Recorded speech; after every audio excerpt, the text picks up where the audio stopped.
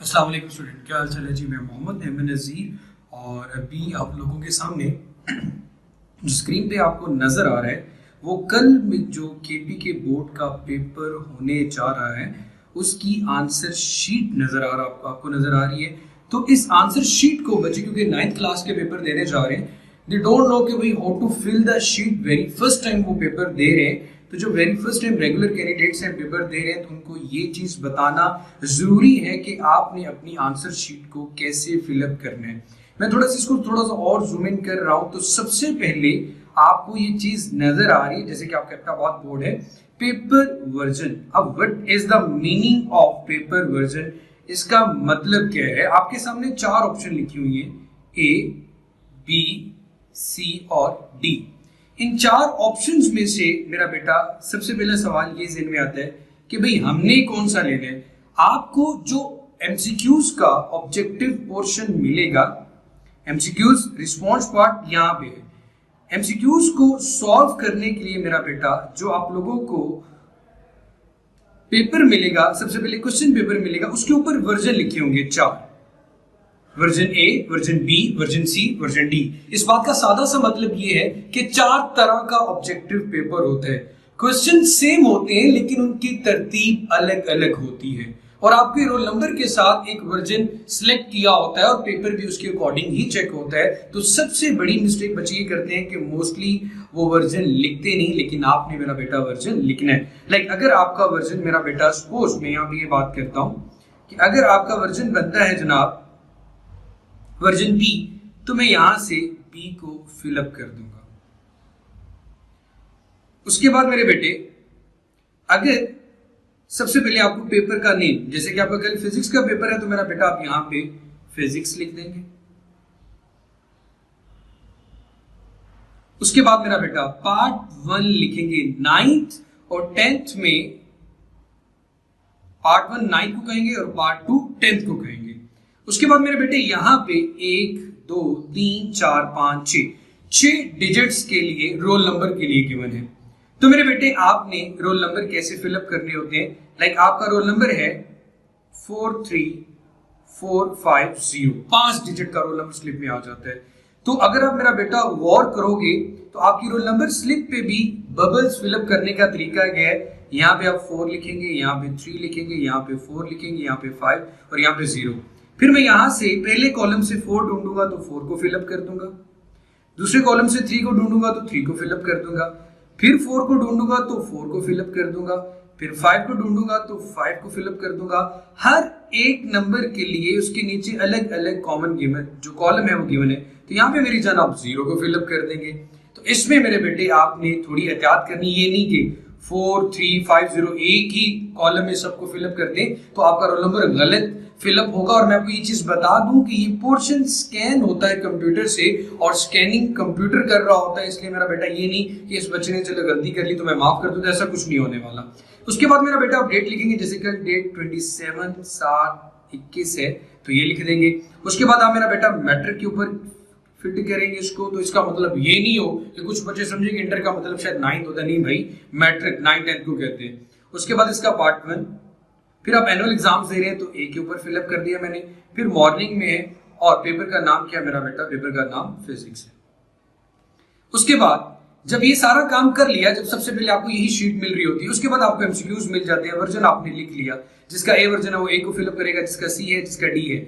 उसके बाद आपके पास आ जाता है एमसीक्यूज रिस्पॉन्स पार्ट। एक ऑब्जेक्टिव पेपर आपके हाथ में होगा, वहां से आप यहां से 1 से लेकर ऑनवर्ड्स 20 तक ऑप्शंस गिवन है। लेकिन भाई आपके एमसीक्यू से टोटल 12 होते हैं, आपने बबल जो फिलअप करने हैं बबल वो 12 तक ही फिलअप करने हैं। तो सबसे पहले मेरे बच्चे आप फर्स्ट करें, पहले का ऑप्शन बी है तो आप बी को सिलेक्ट कर लिया, बी के ऊपर जो है वो उसको बबल फिलअप कर दिए।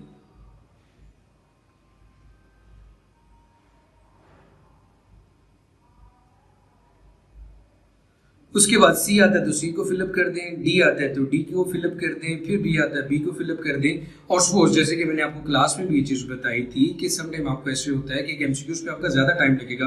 मैं कहता हूँ एमसीक्यूज नंबर 4 और 5 और 6 पे ज़्यादा टाइम लगेगा।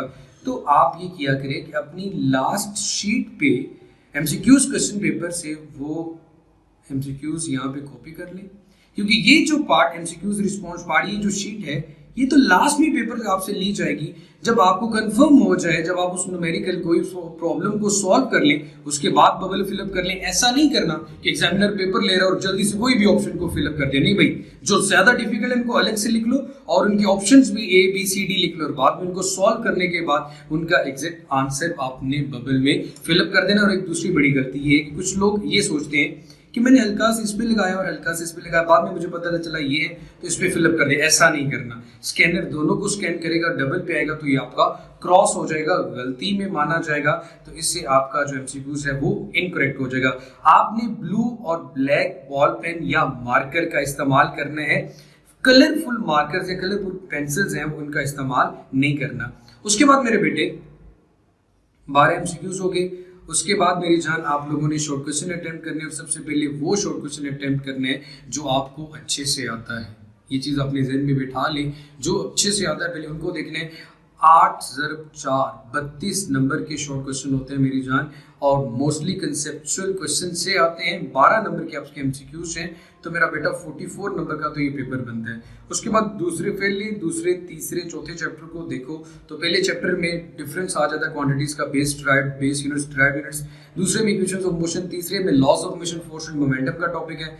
चौथे में हमारे पास मेरा बेटा रेजोल्यूशन ऑफ फोर्स, और अगर दूसरे टॉपिक की बात करूं तो मेरा बेटा इक्विलिब्रियम है। अगर इनमें से 2 लॉन्ग आए, जैसे कि आपको पता है 21 नंबर के लॉन्ग आएंगे, तो हर एक लॉन्ग के 2 पार्ट होंगे, टोटल नंबर उसके 7 होंगे, ए और B part.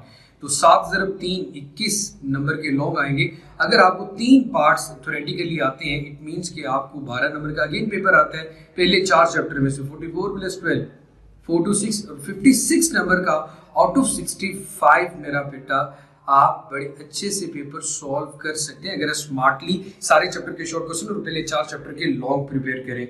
So wish you good luck मेरा बेटा। और उसके बाद ये छोटा सी चीज़ जो रह गई थी वो ये है कि यहाँ पे देख ले, जो नाम वगैरह लिखना होता है मेरा बेटा, जो सबसे इंपॉर्टेंट है, मैं भूल गया। सबसे पहले जैसे कि मैं अपना नाम लिखता हूँ जी, नाम मोहम्मद अहमद लिख दिया मैंने, फादर्स नेम नज़ीर अहमद लिख लिया मैंने, रोल नंबर इन वर्ड्स, जैसे कि यहां पे हमने ऊपर रोल नंबर लिखा था 439,450, तो 43,000 ऐसे लिखेंगे आप, 43,450।